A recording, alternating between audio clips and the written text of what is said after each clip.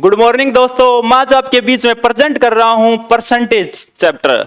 क्योंकि दोस्तों बार बार बच्चों के कमेंट आ रहे हैं कि सर परसेंटेज चैप्टर हमारा कॉन्सेप्ट है वो क्लियर नहीं हो पा रहे, बार बार हमारे क्वेश्चन पुट आउट नहीं हो पा रहे, छोटी छोटी गलती के कारण हमारे क्वेश्चन रह रहे हैं। इसलिए मैं आज आपके बीच में परसेंटेज जो चैप्टर है उसको प्रेजेंट करने वाला हूं। और सबसे पहले आप सभी का गवर्नमेंट जॉब 2021 के यूट्यूब चैनल पर हार्दिक स्वागत है।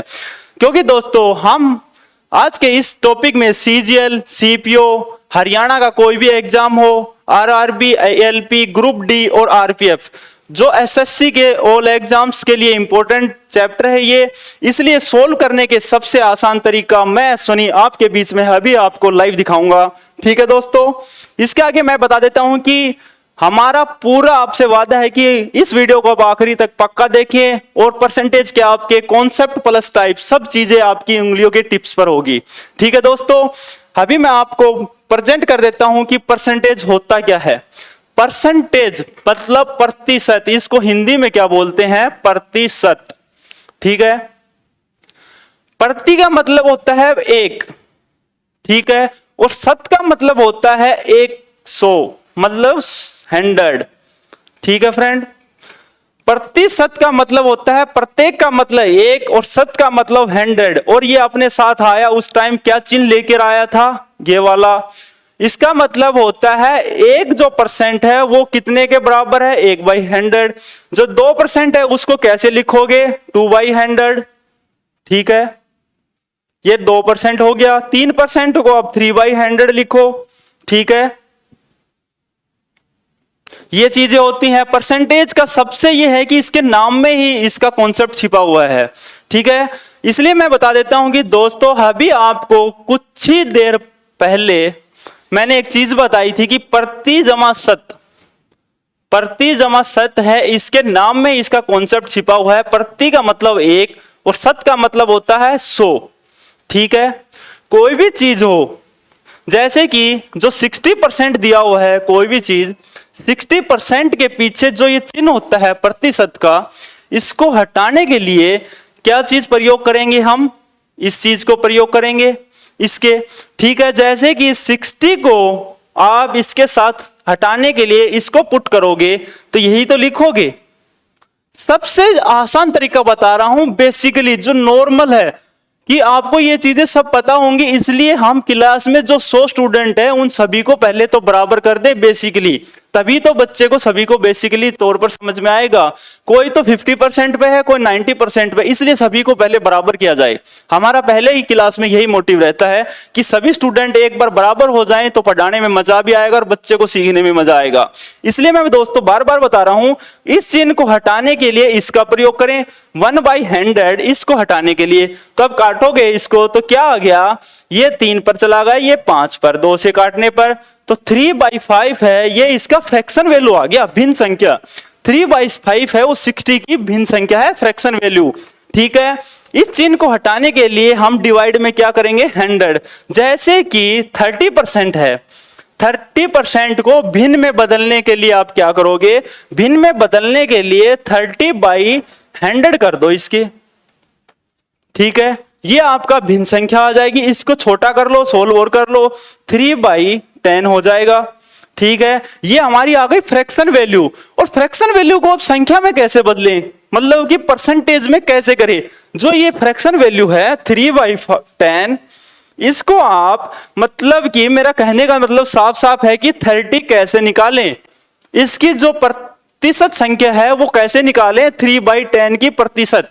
क्योंकि दोस्तों मैंने कहा था कि प्रतिशत जो संख्या दी गई है, इस चिन्ह को हटाने के लिए जो ये वाला चिन्ह होता है परसेंटेज का, इसको हटाने के लिए क्या किया था? सबसे पहले डिवाइड में 100 किया था। कोई भी संख्या हो, जैसे कि 60 लिया था, उसके डिवाइड में हमने 100 किया था। तो इसका कॉन्सेप्ट क्या निकल कर आया था? भिन्न संख्या में 3/5 निकल कर आया था। ठीक है, और इस 3/5 को आप 60% कैसे लिखोगे? 3/5 को 60% लिखने के लिए आपको इसको मल्टीप्लाई बाई 100 करना पड़ेगा। इसको अगर 100 से आप मल्टीप्लाई कर देते हो तो आपका क्या आ जाएगा? 20 को 3 से मल्टीप्लाई करने पर 60 आ जाएगा। ठीक है, जैसे कि 3/10 लिया था मैंने, इसको भी 100 से मल्टीप्लाई कीजिए। 100 से मल्टीप्लाई करने पर ये क्या आ जाएगा, 30% हो गया। ये मेरा सिखाने का एक चीज यहां पर ये चीज है कि दोस्तों परसेंटेज चिन्ह को हटाने के लिए आप 100 से डिवाइड कीजिए, और फ्रैक्शन वैल्यूज अगर कोई भी दी गई हो आपको, 3/5 अगर फ्रैक्शन वैल्यू आपको दी गई थी, और इसको परसेंटेज वैल्यू बनाने के लिए, कोई संख्या बनाने के लिए, 60 बनाने के लिए आप इसको मल्टीप्लाई करोगे 100 से। कि अगर इस सीन को हटाना है, कि मैं सीधा साफ साफ बता दूं बिल्कुल नॉर्मली, कि अगर परसेंटेज चिन्ह को हटाना है तो आप 100 से डिवाइड कीजिए, अगर परसेंटेज फ्रैक्शन वैल्यू से आप परसेंटेज संख्या बनानी है तो 100 से गुना कीजिए। ठीक है दोस्तों, अगर वीडियो आपको अच्छी लग रही है, कुछ सीखने को मिल रहा है हमारे चैनल से, तो आप पक्का वीडियो को भी साथ के साथ शेयर कीजिए और लाइक कीजिए।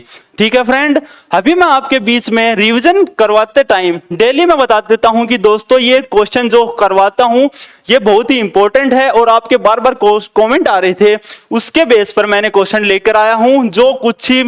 जो एग्जाम हुए हैं कुछ टाइम पहले, उसमें ये क्वेश्चन अभी पूछे गए हैं, इसलिए आप इसका आंसर पक्का दीजिए। जैसे कि 200 ग्राम है वो 5 केजी का कितना प्रतिशत होगा। जो 200 ग्राम है वो 5 केजी का कितना प्रतिशत होगा। देखने में बहुत छोटा क्वेश्चन लग रहा है, पर इसको कॉन्सेप्ट बाय टाइप्स, ठीक है, कॉन्सेप्ट प्लस टाइप्स दोनों चीज इसमें लागू करें, और बढ़िया से बढ़िया छोटी से छोटी ट्रिक सीखने के लिए आप हमारे साथ जुड़े रहें।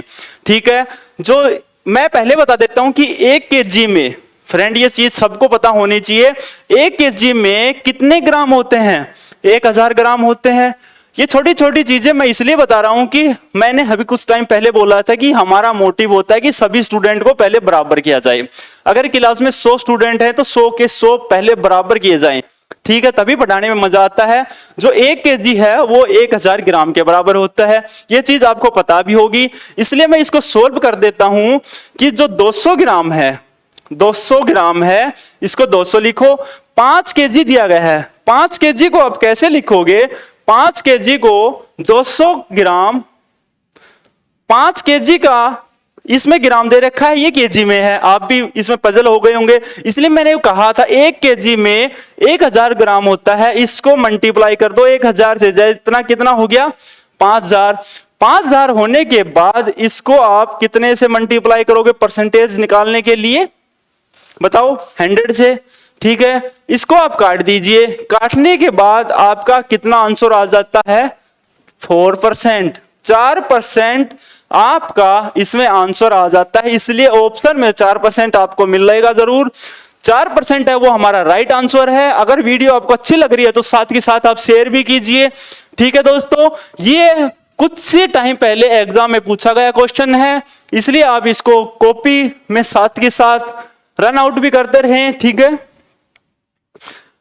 हमारा अगला क्वेश्चन क्या है दोस्तों कि 150 ग्राम 3 किलोमीटर का, 150 मीटर है वो 3 किलोमीटर का कितना प्रतिशत होगा। 150 मीटर 3 किलोमीटर का कितना प्रतिशत होगा। पहले मैं बता देता हूं कि 1 किलोमीटर में कितने मीटर होते हैं, 1000 मीटर। ठीक है, ये बेसिकली चीजें हैं, ये आपको पता भी होगा। इसके आगे मैं बता देता हूं इसमें क्या पूछा है। सेम वही क्वेश्चन है जो पहले मैंने अभी पहले वाला क्वेश्चन करवाया, सेम वही है कि आप 150 मीटर को लिखिए, पहले 150 मीटर लिख लिया, और 3 किलोमीटर को मीटर में क्या करेंगे कि 3 को 1000 से मल्टीप्लाई करो, इतना कितना हो गया, 3000 हो गया। इसको गुना कीजिए 100 से।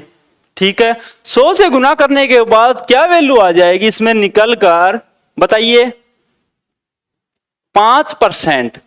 इसलिए दोस्तों इसका आंसर अभी क्या रहेगा, आपके बीच में ऑप्शन में देखिए कि 5% आपका आंसर मिलेगा, इसमें 5%। क्योंकि दोस्तों ये छोटी छोटी चीजें होती हैं, ये बार बार एग्जाम में परेशान कर रही हैं।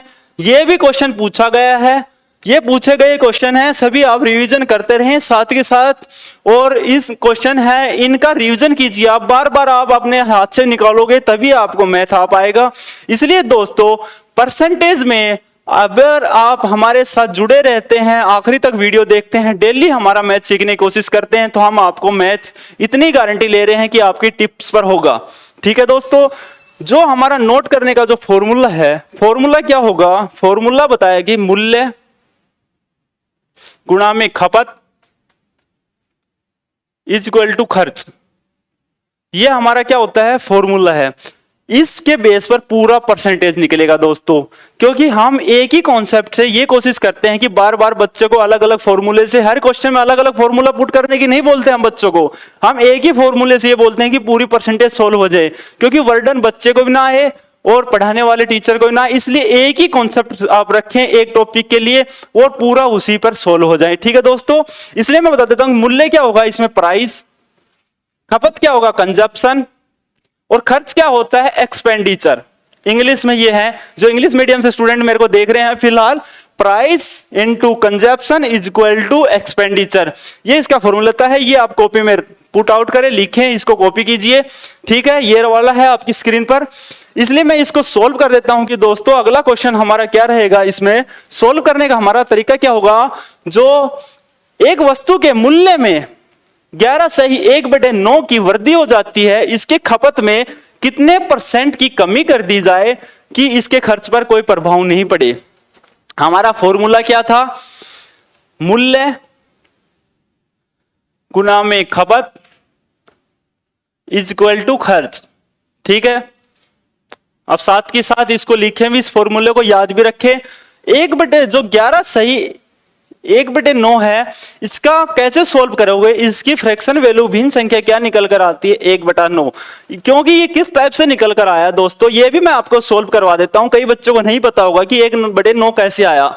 11 को पहले 9 से मल्टीप्लाई करो, इसमें 1 जोड़ो, ये कितना हो गया, 100/9। और इसको क्या करोगे, 100 से आपको डिवाइड करना पड़ेगा। डिवाइड क्यों करना पड़ेगा, ये वो है परसेंट में, परसेंट का इसमें चिन्ह गया है। चिन्ह को हटाने के लिए हमने क्या किया था, 100 से डिवाइड कीजिए। इसको काटोगे तो कितना सोल्व हो के आया, 1/9। इसलिए ऐसी कोई भी वैल्यू दी गई हो, आपको इस टाइप से उसको सोल्व करना होगा।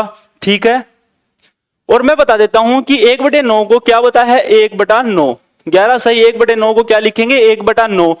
तो इसके मूल्य में वृद्धि कर दी जाए, पहले क्या थी 9, और मूल्य को बढ़ावा दिया जाए तो अब क्या हो गया, 10/9।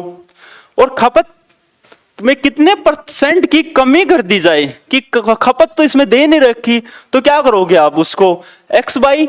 100 क्यों है, ओवरऑल कोई भी चीज होती है वो अपने आप में 100 ही तो होती है। ठीक है, और उसके खर्च पर कोई प्रभाव नहीं पड़े, तो खर्च क्या होगा, टोटल कोई भी चीज होगी वो ओवरऑल 100% की होती है। जैसे कि आपके मार्क्स होते हैं, 10th में आपने मार्क्स 95 लिए, कितने में से लिए, 100 में से तो लिए। इस टाइप से जो ओवरऑल चीज होती है कि सबसे ज्यादा 100 है, 100 से ऊपर तो आप ऐसे तो नहीं बोल सकते कि मेरे मार्क्स 110% है। आप 95, 99, 90.9 तक आप बोल सकते हैं, 100 से ऊपर नहीं बोल सकते। इसलिए ओवरऑल कितना हो गया इसमें, 100। खर्च पर कोई प्रभाव नहीं पड़ा, तो आप 100 के नीचे भी 100 लिखना पड़ेगा आपको, 100/100, क्योंकि खर्च पर कोई प्रभाव ही नहीं पड़ा तो ये तो 0 ही हो जाएगा ना। इसलिए इसके नीचे 100 लिख दिया। बेसिकली चीज है, बिल्कुल बेसिक से बता रहा हूं दोस्तों, बार बार आपको बोल रहा हूं कि बिल्कुल बेसिक से बताता हूं मैं क्लास में, कि सभी बच्चे को समझ में आए। कॉन्सेप्ट क्लियर होने के बाद ही आप मैथ को सोल्व कर पाएंगे। इसलिए मैं बिल्कुल एक क्वेश्चन में बिल्कुल बेसिकली बता रहा हूं। ठीक है, आप ध्यान से थोड़ा दीजिए इस पर। इसको काटने के बाद क्या वैल्यू आती है, x = 90, और ओवरऑल कितना होता है, 100। तो 100 में से आप 90 को माइनस कीजिए तो कितना आ गया, 10% है वो कमी हो जाएगी। क्योंकि अगर 100 से ऊपर होता, 120% होता, तो 20% इंक्रीज करता, बढ़ जाता उसमें। तो ये 90 है, 90 जो होता है, ये 90 है, 90 जो होता है ये 100 से कम है। कितना कम है, 10%। 10% इसमें क्या है, रिड्यूस हुआ है, डिक्रीज हुआ है, कमी हुई है। इसलिए आप इसका आंसर क्या करोगे, 10%। ठीक है, अगर आपको बढ़िया लग रहा है, पढ़ने में मजा आ रहा है, तो कमेंट पक्का कीजिए साथ के साथ में। ठीक है, अगला क्वेश्चन हमारी क्या रहेगा, आपकी स्क्रीन पर आ गया होगा। देखो दोस्तों, किसी वस्तु के मूल्य में 40% है, उसकी बढ़ोतरी कर दी जाए और खपत में 10% की भी बढ़ोतरी कर दी जाए तो खर्च पर क्या प्रभाव पड़ेगा। नॉर्मल सा क्वेश्चन है दोस्तों ये। इसका सोल्व करने का एक आसान सा तरीका मैं आपको बता देता हूं कि सबसे पहले एक फॉर्मूला है, ये आप नोट कीजिए, x + y + xy/100।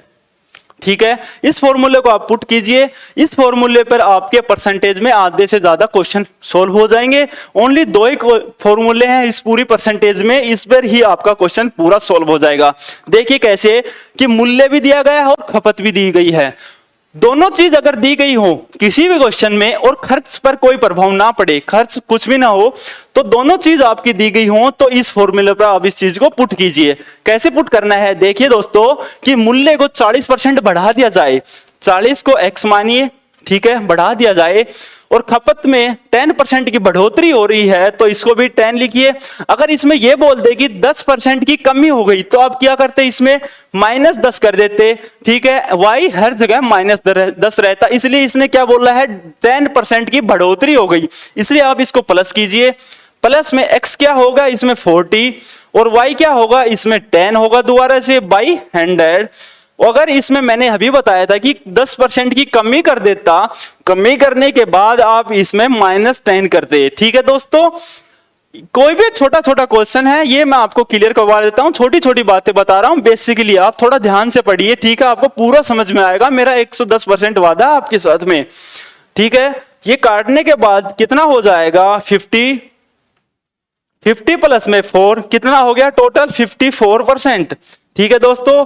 आप इसमें देखिए कि 54% आपका आंसर दिया गया है क्या, 54% आपका आंसर दिया गया होगा। देखिए ऑप्शन बी आ गया होगा आपकी स्क्रीन पर, ऑप्शन बी है वो 54% है, यही आपका करेक्ट आंसर होगा।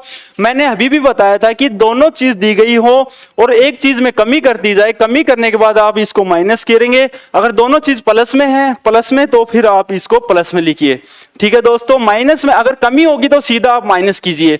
जैसे कि मैं एक क्वेश्चन आपको पुट करवा ही देता हूं कि ये मान के चलो 10% है, इसकी कमी हो जाए, कमी के बाद आपका क्या होगा, 40 माइनस 10 प्लस 40 मल्टीप्लाई -10 बाई 100, इसको आप काटिए, काटने के बाद ये तो कितना हो गया 30, प्लस में कितना हो जाएगा, ये -4 होगा, -4 होगा ये, ठीक है, 30 -4, ठीक है। 4 को -1 से मल्टीप्लाई करोगे तो -4 हो जाएगा, ये कितना निकल कर आया 26%, ठीक है दोस्तों। अगर आपको कमी मिले तो आप उसको माइनस लिखिए, अगर बढ़ोतरी मिले तो आप उसको प्लस मानकर कीजिए, ठीक है। तो अगर इसका आंसर मैंने अभी कुछ टाइम पहले आपको सोल्व करवाया है, इसका आंसर रहने वाला है 54। अगला क्वेश्चन आपकी स्क्रीन पर होगा दोस्तों। अगला क्वेश्चन है वो क्या दिया गया है, अगले क्वेश्चन में क्या बताया गया है, देखिए कि एक सिनेमा हॉल के टिकट के मूल्य में 12.5% की बढ़ोतरी हो जाती है।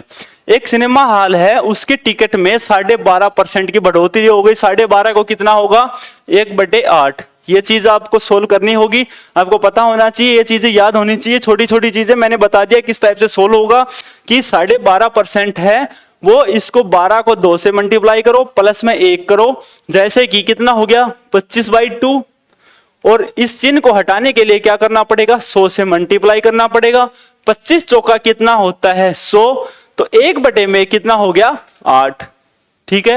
ये छोटी छोटी चीजें होती हैं, ये चीज आपको पता होना चाहिए, ठीक है।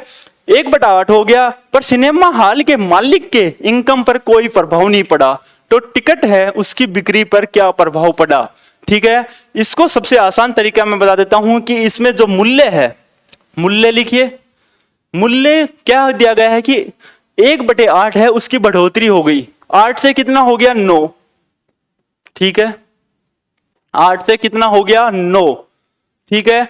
जो मूल्य दिया गया है 1/8 है, इसकी बढ़ोतरी हो गई, क्योंकि दोस्तों मैं बता देता हूं कि आपको अगर बढ़ोतरी कर दी जाए किसी क्वेश्चन में, जो मूल्य है, मूल्य के आप इसमें क्या लिखने वाले हो कि बढ़ोतरी हो गई, 8 से कितना हो गया 9, पहले कितना था 8, बढ़ के कितना हो गया 9, ठीक है। तो इसके सिनेमा हॉल की इनकम पर कोई प्रभाव नहीं पड़ा, इनकम है उसकी कोई, जो इसमें टिकट है, टिकट क्या चीज होगी, इसमें खपत ही तो होगा, टिकट की तो खपत हो रही है, तो आप टिकट को लिखें। टिकट इसमें क्या होगा, कोई भी चीज हो आप उसको बेचते हो, खाते हो, खरीदते हो, खरीदते टाइम जो हमने चीज खरीदी कि मान के चलो कि केला है वो 20 रुपए का आ रहा है, 20 रुपए केजी मान के चलो, कोई भी चीज हो, कोई सब्जी लगा लो, आलू है वो 20 रुपए केजी आ रहा है, आपने 5 केजी खरीदा, तो 5 केजी क्या है इसमें खपत ही तो है, मूल्य 20 हो गया, 5 केजी क्या हो गया इसमें खपत हो गया, टोटल क्या हो गया 100 ही तो हुआ। खर्च कितना हो गया टोटल आपका 100 हुआ है, क्योंकि आपने 20 रुपए केजी 20 रुपए किलो आलू खरीदे हैं पर केजी, ठीक है। तो इसलिए मैं बता देता हूं, जो बिक्री की गई है वही तो खपत होगी इसमें। जो प्राइस का उल्टा क्या होता है, कंजप्शन होता है। ये चीज आप हमेशा याद रखिए, प्राइस का उल्टा हमेशा परसेंटेज में कंजप्शन होता है। तो इसमें क्या हो जाएगा 9 और इधर 8 हो जाएगा। इसका उल्टा क्या होगा प्राइस का, 9 और 8 ही तो होगा, पहले 8 और 9 हुआ था, अब कितना हो जाएगा 9 और 8 हो गया। इसमें डिफरेंस कितने का है, डिफरेंस कितने का है इस चीज में, डिफरेंस मैं बता देता हूं कि आपको कितना होगा इसमें, डिफरेंस 1 का है, ठीक है। डिफरेंस इसमें 1 का गया है, तो आप इसको कैसे सॉल्व करोगे, 1/100, इसके नीचे क्या चीज लिखोगे, इसके नीचे आपको चीज लिखनी पड़ेगी, वो होगी जो पहले वाली नहीं है, पहले के स्थान पर जो होगा वो इसके नीचे पुट कीजिए। पुट करने के बाद हमारा क्या निकल कर आता है 100/9। इसको सोल्व करने के बाद क्या आंसर आएगा 11 सही 1/9%। कि इसमें क्या हो गया 11 सही 1/9% है, उसकी कमी हो जाती है। ये आपके ऑप्शन में मिला होगा, ये चीज देगी आपके ऑप्शन नंबर 1 दिया गया है, 11 सही 1/9 की आपकी कमी हो जाएगी, ठीक है। आपको सीधा प्राइस का लिखना है, प्राइस के बाद टिकट जो खपत हुई है उसको हमेशा प्राइस का उल्टा होगा, उसको लिखिए। लिखने के बाद इसका डिफरेंस देखिए, डिफरेंस 1 का दिया गया है, 1 को 100 से मल्टीप्लाई होगा क्योंकि परसेंटेज है, और ओवरऑल कितना गया था 9 गया था, 9 को नीचे लिखिए।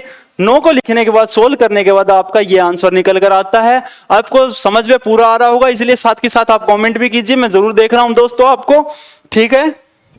आपके कमेंट पढ़ने में मेरे को बहुत अच्छा लगता है दोस्तों, रियल में आप बहुत अच्छे हो। अगला क्वेश्चन हमारी स्क्रीन पर क्या आया है, स्क्रीन पर देखिए आप दोस्तों कि एक सिनेमा हॉल के टिकट के मूल्य में 30% की बढ़ोतरी हो जाती है, इंक्रीज हो जाता है, जिसके सिनेमा हॉल की इनकम पर 17% बढ़ जाते हैं, तो बिक्री पर क्या प्रभाव पड़ेगा। इसको आप 2 टाइप से सोल्व कर सकते हो। पहला तो क्या होगा जो अभी करवाया है मैंने, मूल्य कितना गया है 30%, 30% को आप क्या लिखोगे, अगर 30% बढ़ रहा है 30% को आप क्या लिख सकते हो 30/100, ठीक है। परसेंटेज को हटाने के लिए हो गया तो 3/10 हो गया, ठीक है। तो पहले कितना था 10, तो अब कितना हो जाएगा 13, ठीक है। अभी करवाया था वही कॉन्सेप्ट से मैं क्लियर करवा रहा हूं दोस्तों, बार बार कॉन्सेप्ट भी चेंज नहीं करूंगा और एक ही कॉन्सेप्ट से आपको पूरा समझाने की कोशिश कर रहा हूं। I will try to provide best quality, ठीक है, जिससे सिनेमा हॉल की इनकम पर 17.5 मतलब जो 17% है उसकी बढ़ोतरी हो जाती है। जो है इस पर जो इनकम दी गई है, इनकम पर कि 17% बढ़ जाता है। 17% को आप क्या लिख सकते हो कि पहले 100 था तो अब कितना हो जाएगा 117 हो जाएगा ना, 100 था तो अब कितना हो जाएगा 117। इसमें देखिए इनकम दिया गया है, नहीं कि कोई टिकट पूछा गया है, ये कंजप्शन नहीं है, इनकम दी गई है, ठीक है दोस्तों। इसलिए इसका उल्टा नहीं हो सकता, इसलिए इसको आप काट सकते हो। छोटा करने के लिए ये 10 आ जाएगा और ये काट कर 9 आ जाएगा। दोनों का डिफरेंस कितना रहेगा, दोनों का डिफरेंस इसमें रहने वाला है कि 1 का डिफरेंस हो गया, 1 का डिफरेंस आपके आगे है, इसको 100 से मल्टीप्लाई करो। मल्टीप्लाई करने के बाद पहले मैंने क्या कहा था कि जो पहले होगा उसको नीचे लिखना है, हमेशा काट दीजिए। काटने के बाद इसमें 10% ये है आपका आंसर हो जाएगा कि 10% की कमी हो गई, ठीक है दोस्तों। वही कॉन्सेप्ट है, वही क्वेश्चन है, ओनली इसमें संख्या अलग की गई है। ये किसी ना किसी एग्जाम में पूछे गए सभी क्वेश्चन है, इसलिए आप इसको साथ के साथ नोट भी करें और बाद में सोल्व भी करके देखें, और साथ के साथ आप इसमें कॉमेंट बॉक्स में आंसर दीजिए अपना, ठीक है। इसका 10% है कि 10% की कमी हो जाएगी इस आंसर में। और इसका दूसरा टाइप मैं बता देता हूं कि दोस्तों इसको आप दूसरे टाइप से भी सोल्व कर सकते हो, क्योंकि कई स्टूडेंट ऐसे होते हैं कि किसी को कोई टाइप अच्छा लगता है, किसी को कोई टाइप अच्छा लगता है, क्योंकि मैं दोनों टाइप आपको समझा देता हूं कि दूसरे टाइप आप किस टाइप से इसको सोल्व कर सकते हो। मैंने आपको एक फॉर्मूला बताया था, फॉर्मूला क्या बताया था, price into consumption is equal to expenditure, मूल्य गुना में खपत इज इक्वल टू खर्च, ठीक है। इसके आगे मैं बता देता हूं कि इसमें मूल्य कितना गया 100, जो 30 है इसकी बढ़ोतरी हुई है ना, बढ़ा है 130, तो 100 से कितना हो गया 130 हो गया, 30%। ठीक है, कंजप्शन इसमें क्या दिया गया है, कंजप्शन इसमें दिया ही नहीं गया है, तो क्या दिया लिखोगे, कंजप्शन नहीं दिया तो एक्स कंजप्शन हो गया, बाई कितना हो गया, ओवरऑल कितना होगा 100 ही तो होगा, और इस पे खर्च कितना है, इनकम ही तो है, इनकम ही तो खर्च बनेगा, मालिक का इनकम कितना है 17% बढ़ गया, तो आप क्या लिखोगे 117 बाई 100, इसको काट दीजिए, काटने के बाद आपका आंसर क्या निकल कर आता है, ये आपके आगे होगा x is equal to 90, overall कितना होगा 90 है, ये आपका आंसर नहीं है, ओवरऑल में से माइनस करो इस चीज को, अगर 120 आंसर आ जाता तो 20% आपका बढ़ जाता, 100 से आप इसका कंपैरिजन करके देखो। ठीक है, जो 90 है 90 को आप 100 माइनस में 90 कीजिए, इसमें 10% की आपकी कमी हो जाएगी। ठीक है, इसमें 10% की आपकी कमी रहेगी, आंसर नंबर 2 आपका आंसर रहेगा।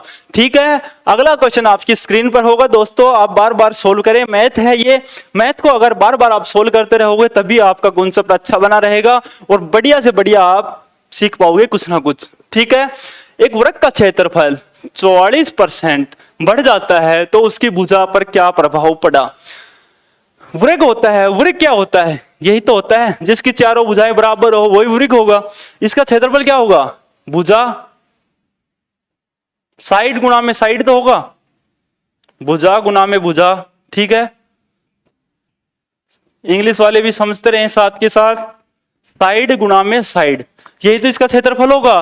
तो इसको निकालने के लिए साधारण सा फॉर्मूला है दोस्तों कि इसमें क्या करना पड़ेगा आपको, वही तो चीज पर करनी पड़ेगी कि भुजा क्या होगी, भुजा तो कुछ दे ही नहीं रखी, तो भुजा गुना में भुजा कितना होगा x बाई 100, दूसरी भी कोई भुजा नहीं है तो इसको भी लिखिए x बाई 100, क्षेत्रफल दिया गया है ना, इसमें कोई भुजा थोड़ी ना गई है, ओवरऑल क्षेत्रफल दिया है, क्षेत्रफल को क्या लिखोगे आप, बढ़ गया तो 144% हो जाएगा ना, 100 से कितना बढ़ गया 44%, तो 44 कितना हो जाएगा 144 बाई 100, तो इसको छोटा करो आप काटने के बाद आपका क्या हो जाएगा x क्या हो जाएगा x स्क्वायर हो गया, ये 44 को आप क्या लिख सकते हो 12 का स्क्वायर, 100 को क्या लिख सकते हो आप 10 का स्क्वायर, ये काटने के बाद कितना हो जाएगा आपका आंसर, काटने के बाद आपका आंसर इसमें आ जाएगा फ्रेंड कि x स्क्वायर स्क्वायर से कट जाएगा, x इज इक्वल टू क्या हो गया 120।